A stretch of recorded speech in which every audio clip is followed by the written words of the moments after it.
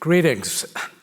I'm here to talk about a wonderful profession, wonderful career, a career that is meaningful, purposeful, and also financially rewarding.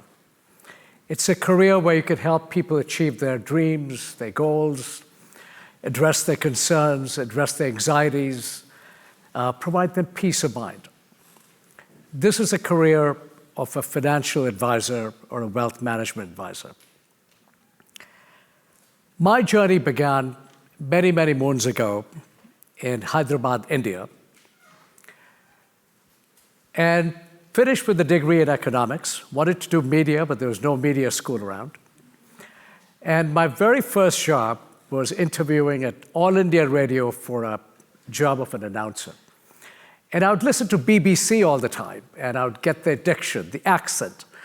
And I went and read my script, and lo and behold, I got selected. So I was a radio DJ for several years, and it was the best job on the planet, playing rock and roll. In the 1970s, you had the greatest bands in the world, the Beatles, Pink Floyd, and it was a phenomenal job. But my dad was a pragmatic guy. He called me in and said, "Son, there's no future in radio." And it was part of the government at that time. And he said, "Why don't you get an MBA just in case?" So, of course, you want to listen to your dad, and I did get an MBA, and he told me the future was banking. Dads are typically right 20 years, in a 20-year lag. And my dad was eventually right. So I did my MBA, did marketing, finance, sold trading stamps for many years, but somehow the glamour and the pull of media never left me. So when I got a chance to come to the United States, I did a master's in mass communications at Emerson College. And I did filmmaking. I wanted to be a storyteller. And over the next 10 years, I did documentaries at GBH, did a variety of programs at many radio stations around the country, ran a nonprofit, did great stuff, and enjoyed it. Wonderful experience.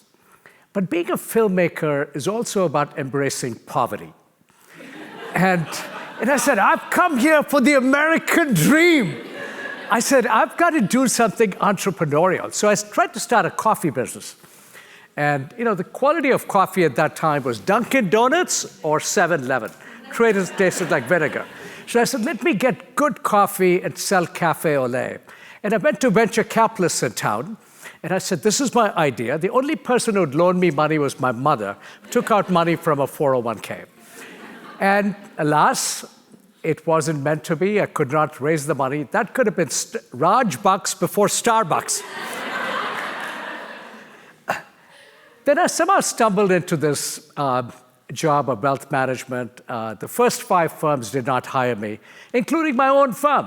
They said, you've got a couple of master's degrees, you speak English, but you don't know many rich people. You don't know people in town, and it'll be difficult for you to do it.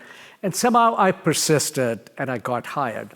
And the first 6, 7 months was very uncertain in a new job, where you didn't know many people and attracting money. But gradually, I found my voice. I remember going to Mass General Hospital, and I said, who's got the money in town? And all the doctors were driving Mercedes-Benzes. And I said, that's where the money is. And this was the 1980s. So I called them up, and I said, I'm a specialist in retirement planning, and I want to give a seminar. And the guy said, all right.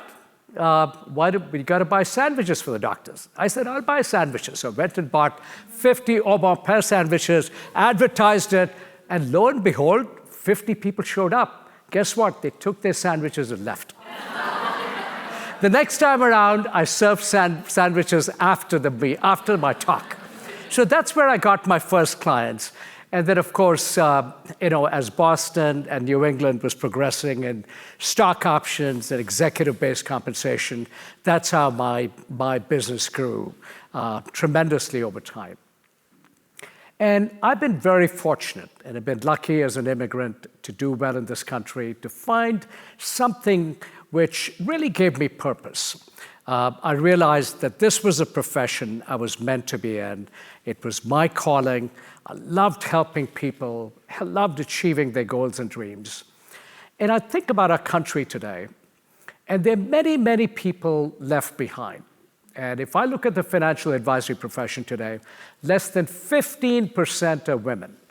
And minorities combined are probably 12 to 15% in the entire industry. And it's not because of anything diabolical, they've just not been exposed to it. And I really believe for a country to be sustainable, for our democracy to be strong, you need financial literacy across the board, and you need good wealth management. So I think it's an enormously terrific career for women and minorities, and also sections of our society which have not been exposed to wealth management. I have a very diverse team now, a team of 18 people. We manage billions of dollars of assets, and I credit it all to this great country, which has given me the confidence and the ability to build a meaningful life and career. Mark Twain said, the two most important days of your life are the day you were born and the day you find out why. So I did find my why. And my why wasn't just about wealth management. I wanted to give back to society. So our team, our ethic is philanthropy. I'm on the board of 3 organizations in town, and plus we support a whole number of organizations. And the only reason I can support those organizations is because I'm financially comfortable and able to give money away. To me, that is a really affirming thing about giving back to the country which has given me so much. So it is a wonderful career for anyone with the grit and determination to work hard, to listen, to empathize, to build trust, to build relationships. And for women, I believe it is an incredible career. Most psychologists and therapists are women. And there's a reason. They're very, very good listeners. And I wrote a book earlier this year called The Purposeful Wealth Advisor. And my mission in the book, apart from helping advisors succeed, was to democratize wealth management, to take the opaqueness out of it so people know that it is easy to do it. So there are a lot of myths and misconceptions about the job. Number one is you need to know rich people. And as you know, I didn't know any rich people, but I connected. And the second misconception is you need to be aggressive. You know, it's movies like Wall Street and The Wolf of Wall Street, which perpetuate that myth of Wall Street aggressiveness. And nothing can be further from the truth. You need to be a good listener. You need to be a good planner. You need to deliver on your promises. And the other big myth is you've got to be a math wizard. You've got to be a quant. And again, I think the biggest skill you need some basic quantitative skills, but the skill you need is the skill of empathy, of EQ, and HQ, hospitality skills. But there's one thing which you need in this business, which is the ability to get out of your comfort zone, network with people, meet people. None of these companies give you clients on a silver platter. You need to find them. And that is something which you need to show the courage and the conviction to work hard. The average financial advisor in America makes over $100,000 a year, and the top 10% make over $2 million a year. So it is an incredible career, I believe, for every section of our society. You also get to meet fascinating people, successful people from every walk of life. And for me, that's an incredible privilege. The median net worth of Black and Hispanic Americans in this country is less than $50,000. And the median net worth of all Americans is about $250,000. And Black and Hispanic families control 6% of the net worth of the United States, which is $100 trillion, and they're 26% of the population. And you can't solve inequality waving a magic wand. You can't close a racial gap, but you can give people the tools of wealth management, the tools of financial hygiene, tools of financial literacy, so that they can carve a life for themselves. I think financial literacy should be taught in every single school, right from the elementary school. And instead of taking German or French, I'm nothing against them, I think a class in financial literacy, even in college, would be incredibly powerful. So I really believe that the segments of society which have been left behind, they can be the conduit to this incredible opportunity in wealth management. And I really believe today is the golden age of wealth management. Why do I say that? Number one, it's a professional business. It is all about planning. It's not about transactions or commissions.